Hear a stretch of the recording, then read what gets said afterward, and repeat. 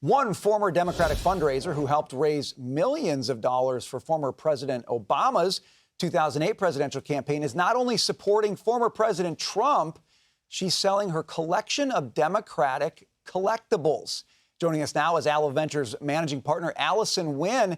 Okay, so Allison, this collection is worth millions of dollars. I think you have like JFK's rocking chair in there and the original Obama Hope sign and all these things. You're selling that and flipping from the left to Trump. What's causing you to do that?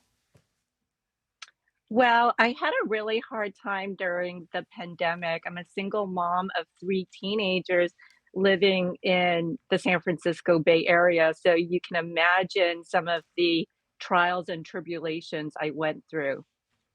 Allison, a lot of people struggled. A lot of people are looking at the two presidents and their record and saying, here's how I lived under Trump, here's how I lived under Biden. I'm going to make a different choice than I did in the last election. But you're at least willing to step up and say, the party has gotten too progressive and at least for now has lost its way. Why are other Democrats so unwilling to do that? Well, with the Post article coming out, a lot of my friends called me and said, wow, you're speaking up and telling people your experience as number one, an immigrant, a big tech insider, as well as living in San Francisco and Silicon Valley and some of the things that has gone awry. So our policies, our super liberal leftist policies with San Francisco, it's a science experiment gone awry. And it's the same thing with big tech.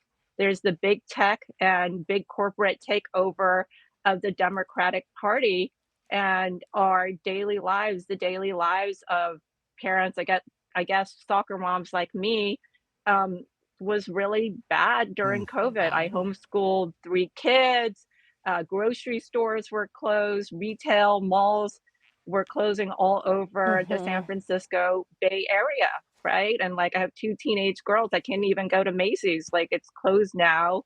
Just Right. going to like finding a Whole Foods or Safeway. I mean, I couldn't even go grocery shopping. You know, you're unique in that you also bring a business perspective to the story as well. And I'm curious how you talk about voting based on business policies, how easy or not it is to operate, innovate, low regulations, all of the things that go into creating a successful business.